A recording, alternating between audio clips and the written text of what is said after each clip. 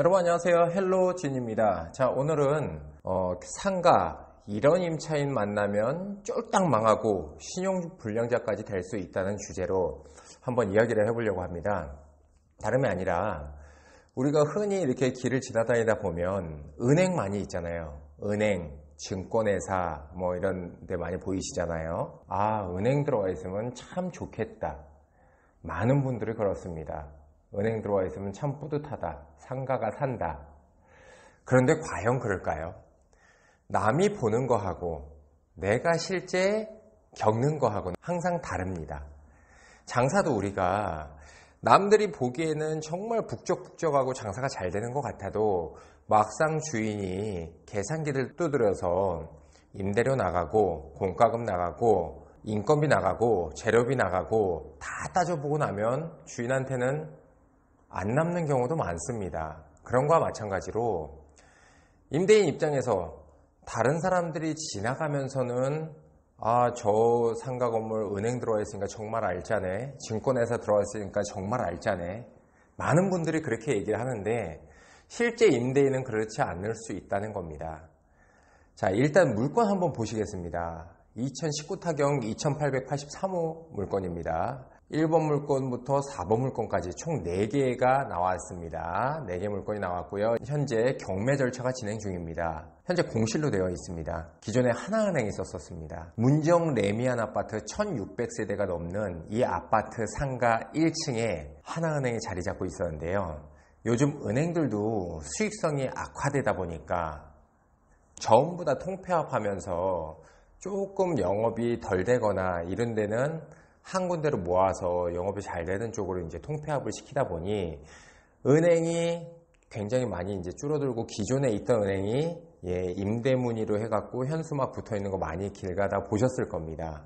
여기도 마찬가지입니다. 임차 내역 없음이라고 되어 있는데 이미 은행이 이사 나간 거예요. 이미 은행이 영업하다가 이사 나간 거예요. 그리고 나서 집 주인이 보증금을 못 빼주니까 경매를 넣은 겁니다. 근데 보증금이 자그만치 15억이 넘습니다. 여기에 보시면 소유자가 소유권 보존하면서 이 해당 건물에 대해서 대출을 받았는데 은행이 보니까 이 자리가 괜찮은 것 같거든요. 그러니까 소유자하고 이제 협의를 해서 대출을 해주되 이자는 받지 않을 테니 대출을 좀 더 많이 해주겠다. 좀 더 여유 있게 해주겠다. 그리고 전세로 있자. 월세 말고. 그렇게 진행을 한 겁니다.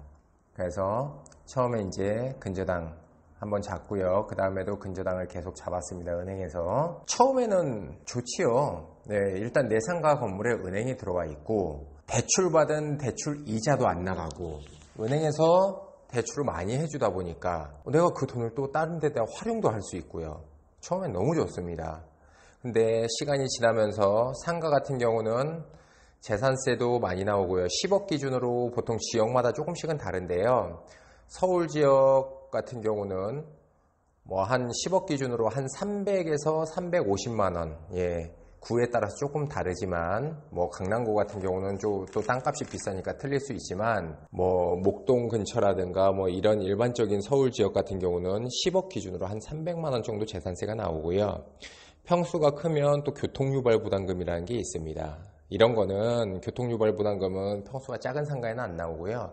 일반적으로 제가 알기로는 전용면적 30평 이상인가 그렇게 해서 나오는 걸로 알고 있습니다. 물론 저도 상가를 이 큰 평수로 갖고 있기 전까지는 몰랐는데요. 상가를 이 큰 평수로 갖고 월세를 받다 보니 1년에 한 번씩 교통유발부담금이라는 게 또 나옵니다. 아무튼 그런 비용들을 이렇게 은행이 전세로 있으면 그런 비용들을 내가 다 지불을 해야 돼요. 그러면은 은행에서는 물론 이 대출 이자는 안 내서 좋지만 요즘에 금리가 워낙 싼데 차라리 대출 이자 내는 게 낫잖아요. 내고 월세 받는 게 낫잖아요. 그런데 처음에 이런 은행에서 대출을 많이 해줄 테니까 기존보다 얼마든지 더 해줄 테니까 우리가 들어가서 영업을 하자 이렇게 하는 겁니다. 그런데 중요한 거는 처음에 돈을 받을 때는 좋습니다. 그런데 이 임차인 금융권들이 은행이나 증권회사들이 이사 나갈 때 돈을 못 받으면 바로 경매를 집어넣는다는 거죠.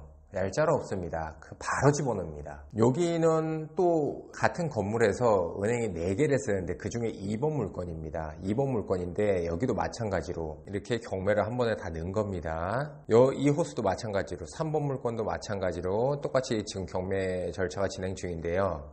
임차인 현재 없습니다. 공실로 해갖고 이렇게 나와 있습니다.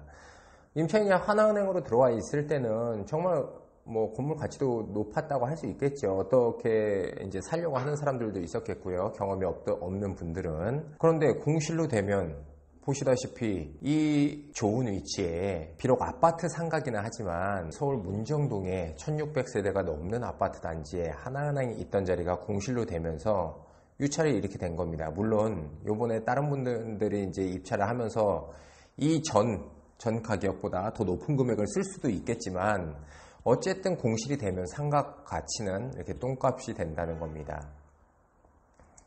4번 물건도 마찬가지입니다. 다 동일합니다. 그래서 이 위치에 상가가 있었던 겁니다. 이쪽이 지금 은행이 나온 거고요. 예, 내부 구조도 보시면 4개 호수로 은행이 터서 사용을 하고 있었습니다. 터서 사용을 하다가 이제 다 경매가 나온 거죠. 자, 다른 물건 한번 보시겠습니다. 여기는 분당구 삼평동, 예, 판교 아시죠, 여러분? 판교에 있는 상가가 예전에 경매로 나왔다가 낙찰이 이미 된 건데요.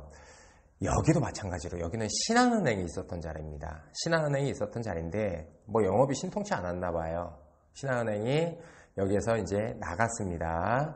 자, 2010년에 들어와 갖고 예, 은행 대출을 해주면서 본인들이 전세로 있었습니다. 전세로 있다가 중간에 나갔지요. 나가면서 경매를 넣은 겁니다. 여기도 마찬가지로 청구 금액이 17억이 넘어요. 이거 개인들이 어떻게 주겠습니까? 아무리 딴 데서 대출 받는다 해도 쉽지가 않습니다. 그렇기 때문에 바로 경매 넣은 거고요. 그런데 이렇게 경매 넣는다고 해서 은행이 나쁜 것만은 아니에요. 은행이 어쨌든 이 임대인하고 처음에 들어올 때 협의를 했었고, 예, 이렇게 전세로 있겠다는 협의를 했었고, 나갈 때 돌려받는 거는 당연하잖아요. 그런데 잘못한 거는 임대인이 사실은 잘못한 거예요. 경험이 없었기 때문에, 예, 경험이 없었기 때문에 나중에 이런 일이 벌어질 줄 모른 거죠. 은행이 설마 나가겠어? 라는 생각을 한 거죠. 최근 들어서 이제 뭐 통폐합이다 뭐다 해서 몇 년 전부터 이제 줄이기 시작한 거지. 그 전까지는 은행이 막 점포수를 늘렸잖아요. 주인도 그래서 계속 있을 줄 알았던 거죠. 그런데 은행이 정말로 나갔습니다.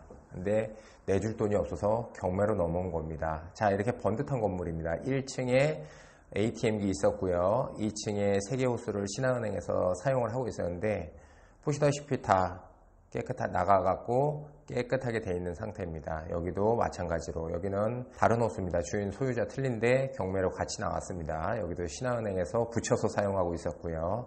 이 호수도 마찬가지입니다. 신한은행에서 다 붙여서 사용하다가 안 되니까 경매로 넣은 겁니다. 보증금을 못 받으니까요. 여러분들 이렇게 은행이나 뭐 증권회사 같은 경우 예, 금융권들은 자기네들이 현금 유동성이 풍부하기 때문에 거의 월세보다는 전세로 많이 있습니다. 그러면서 시중에 대출을 해주는 금액보다도 더 해주죠. 얼마든지 더 해줍니다.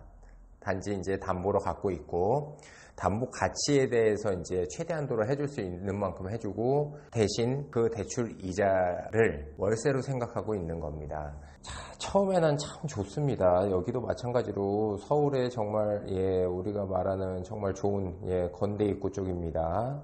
여기도 미래에셋증권이 있다가 나가면서 바로 옆에 더 좋은 건물이 들었으니까 그쪽으로 이동을 하면서 경매를 넣은 겁니다. 보증금을 못 받으니까요. 자, 이 호수도 마찬가지입니다. 우리투자증권에서 있다가 보증금을 못 받으니까 청구금을 13억 해서 경매를 넣은 거고요. 자, 이렇습니다, 여러분. 은행이 들어온다고, 증권회사가 들어온다고 마냥 좋은 거 아닙니다. 우리 임대인 입장에서는 이 사람들이 나갈 때 영업이 안 돼서 나가거나 통폐합해서 나가거나 어떤 정책상 제도상으로 내 건물에서 나갈 때 그 다음까지를 생각을 하셔야 돼요. 그래서 항상 처음에 계약할 때는 좋지만 나중에 안 좋을 수가 있습니다. 물론 경제적인 여력이 되시는 분들은 은행이 잘 있다가 나가면서 그 보증금 싹 갚아주고 그리고 새로운 임차인 들어서 월세 잘 받는 분들도 계세요. 제 주변에도 있고. 그런데 여력이 안 되시는 분들이 이런데, 이런 분들 보통 보면 상가를 갖고 계신 분들은 주택만 갖고 계신 분들보다는 그래도 경제적인 여력이 좀 더 되시는 분들이잖아요. 그런 자금들을 만들기 위해서 정말 열심히 노력을 하셨을 거라고요. 근데 경매가 진행이 되면서 본인의 신용도도 확 떨어지게 되겠고요. 내가 그동안 모은 돈에 굉장히 많은 금액이 다 날아가는 거고요. 그 다음에 신용불량자까지 될 수 있는 겁니다. 단 모든 사람이 그렇게 되는 것도 아니고요. 은행이 잘못한 것도 아니고 금융회사가, 증권회사가 잘못한 것도 아니에요. 이거는 임대인이 좀 경험이 부족해서 실수를 범한 겁니다. 여러분들 이런 실수 범하지 마시라고 말씀드리는 거예요. 여러분들 항상 상가, 전세로 드리는 거 진짜 주의하셔야 됩니다. 꼭 따지고 판단하셔야 되고요. 내가 여력이 안 돼갖고 10몇억 이렇게 큰 돈을 갚지를 못할 경우에는, 보증금으로 내주지를 못할 경우에는 영락없이 경매로 넘어가기 때문에 꼭 주의하셔야 됩니다. 오늘은 여기까지 하겠습니다. 감사합니다.